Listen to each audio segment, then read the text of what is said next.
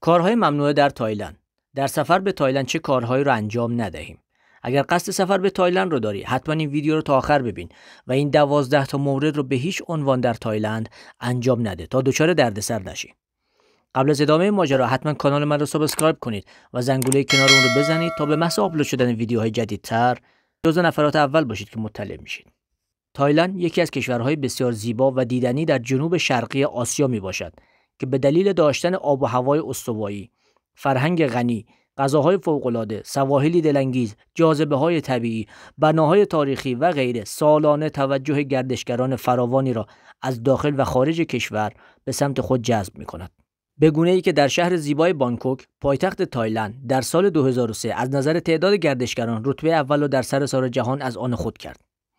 در واقع میتوان گفت که علت اصلی قرار گرفتن تایلند در صدر فهرست انتخابی گردشگران این است که در آنجا به هر چیزی که بخواهید میتوانید با کیفیت بسیار بالا و قیمت مناسب دست یابید. اگر شما جزو کسانی هستید که تایلند را به عنوان مقصد سفرتان انتخاب کردید، بهتر است قبل از سفر نسبت به فرهنگ و آداب معاشرت این کشور آشنایی داشته باشید تا در سفر رفتاری ناراحت کننده و زننده از خود نشان ندهید.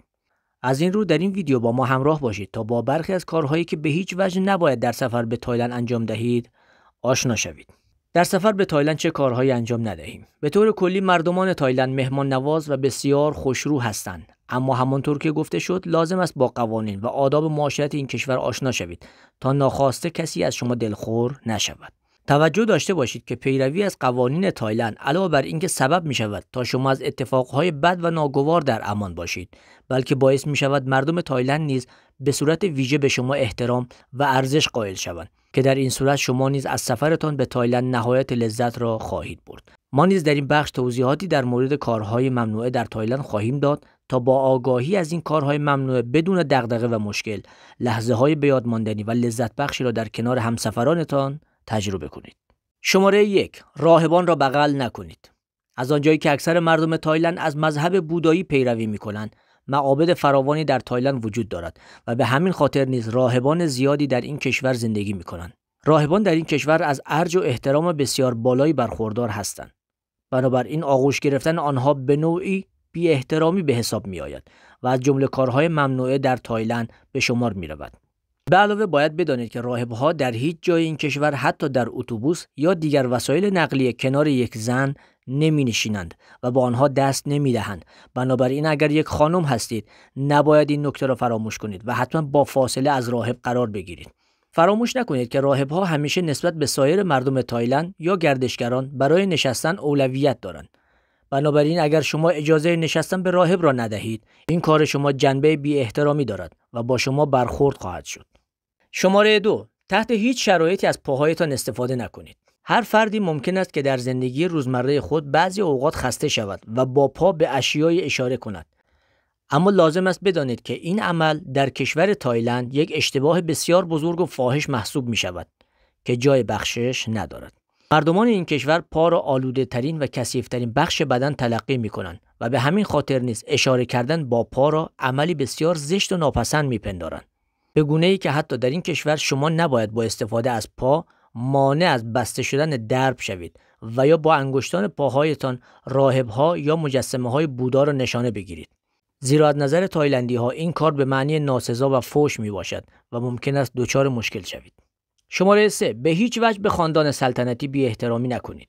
لازم است بدانید که خاندان سلطنتی تایلند بسیار مورد عزت و احترام مردم این کشور قرار دارند. به گونه‌ای که اگر پادشاه تایلند در روزهای بزرگداشت به هر کدام از شهرهای این کشور وارد شود، شادی و هیجان تایلندی‌ها به وضوح قابل ملاحظه میباشد. از این رو اگر شما به هر نحوی به خاندان سلطنتی این کشور بی احترامی کنید، با شما برخورد خواهد شد. به عنوان مثال، حتی اجازه ندارید بر روی سکه‌ای که تصویر خاندان سلطنتی بر روی آن حک شده است پا بگذارید. فراموش نکنید که با این عمل شما هم از پا که آلوده ترین عضو بدن است استفاده کرده اید و هم به خاندان سلطنتی بی احترامی کرده اید و حتما تنبیه خواهید شد. شماره 4. کفش‌هایتان را در بیاورید. توجه داشته باشید که در سفر به تایلند برای وارد شدن به خانه‌ها، معابد و حتی بعضی از فروشگاه‌ها لازم است کفش‌هایتان را در بیاورید. زیرا اگر با کفش به همان مکان‌های نام برده شده وارد شوید، این کار شما بی احترامی به حضار به حساب می‌آید. به علاوه اگر به کفش‌های مردم تایلند توجه کنید، ملاحظه خواهید کرد که اکثر مردمان ساکن در تایلند دمپایی‌های سبک یا صندل پوشیده‌اند که علت این نوع از پوشش فقط احترام میباشد. بنابراین توصیه میکنیم که اگر جلوی درب مکانی با توده عظیم از کفش روبرو شدید، شما نیز حتما کفش‌های خود را در بیاورید تا سرزنش نشوید. از این رو بهتر است از کفش‌هایی که پوشیدن و درآوردنشان راحت است استفاده کنید. شماره 5، لباس پوشیده استفاده کنید. همانطور که میدانید تایلند یک کشور گرمسیری است و در سفر به این کشور اکثر مواقع شاهد تابش مستقیم نور آفتاب خواهید بود. از پرطرفدارترین تفریحات این کشور نیز میتوان به آفتاب گرفتن در کنار سواحل زیبا اشاره کرد. در این مواقع توریست‌ها اکثر لباس‌هایشان را در می‌آورند که این کار از نظر محلی‌ها به نوعی بی‌احترامی محسوب می‌شود و آنها دوست دارند که گردشگران از لباس‌های پوشیده استفاده کنند. پوشیدن مایو در سواحل خیره کننده این کشور ایرادی ندارد، اما در سایر مکان‌های عمومی استفاده از لباس نامناسب به بهانه گرمای هوا جایز نیست. مردان نیز حتما باید پیراهن یا تیشرت بر تن داشته باشند. پوشش در معابد نیز سختگیرانه‌تر از سایر مکان‌ها میباشد و برای ورود به معبدها لازم است از لباس‌های کاملا پوشیده استفاده کنید. شماره 6، سر یک تایلندی را لمس نکنید. ممکن است عجیب به نظر برسد، اما در تایلند لمس یا ناز کردن سر یکی از ساکنان این کشور عملی بسیار زشت و ناپسند به شمار می رود و این عضو به عنوان بالاترین قسمت بدن یک شخص بسیار مهم و دارای احترام بسیار زیاد می باشد. بنابراین حتی اگر اتفاقی دستتان با سر یک شخص تایلندی برخورد کرد، سریعا عذرخواهی کنید تا مشکلی برایتان ایجاد نشود.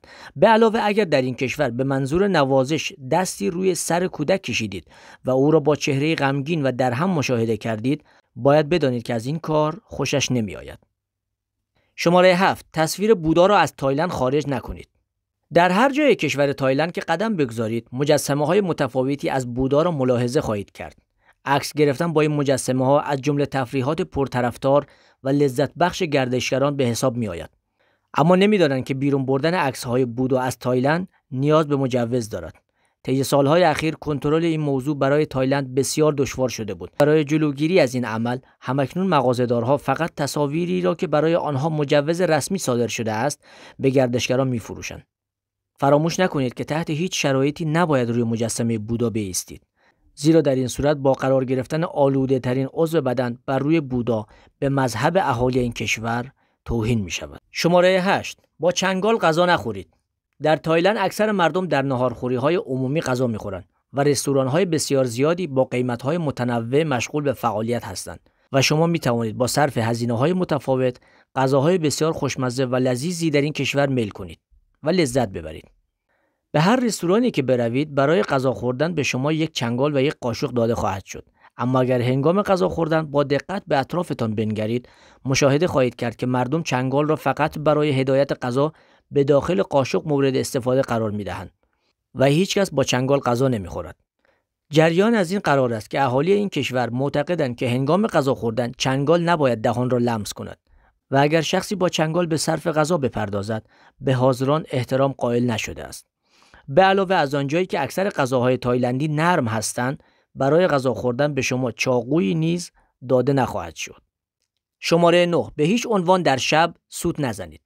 به طور کلی اکثر مردم تایلند خرافاتی هستند و به همین خاطر باید به دقت مراقب کارهایی که انجام می‌دهید باشید.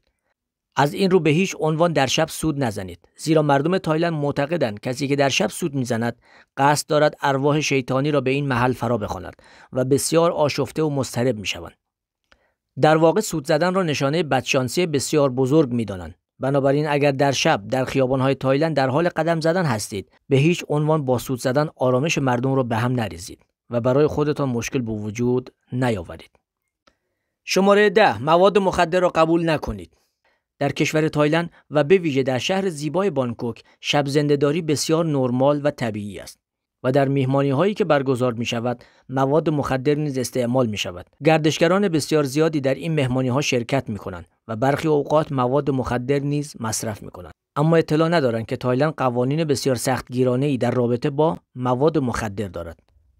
از این رو توجه داشته باشید که استعمال مواد مخدر در این کشور مجازات شدیدی به همراه دارد و در صورت دستگیر شدن به زندان خواهید افتاد و باید جریمه‌های سنگینی بپردازید.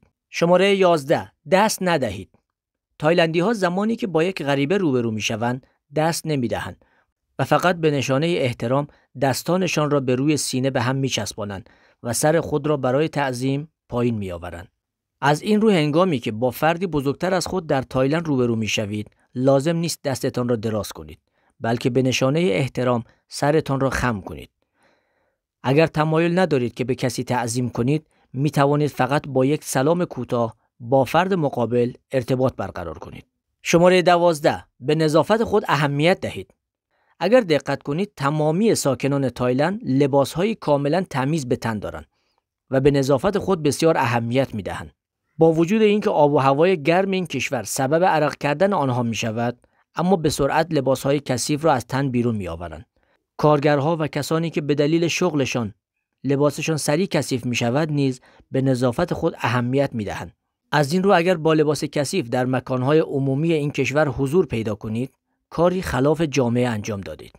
در این ویدیو ما کارهای ممنوعه در تایلند را برایتان شرح دادیم. بدون شک با اطلاع از کارهای ممنوعه در تایلند می توانید بدون دغدغه و مشکل از تمامی جاذبه‌های گردشگری این کشور زیبا بازدید به عمل آورید و لحظات هیجان انگیزی را در کنار عزیزانتان تجربه کنید. خوشحالم از اینکه تا اینجای ویدیو همراه من بودید.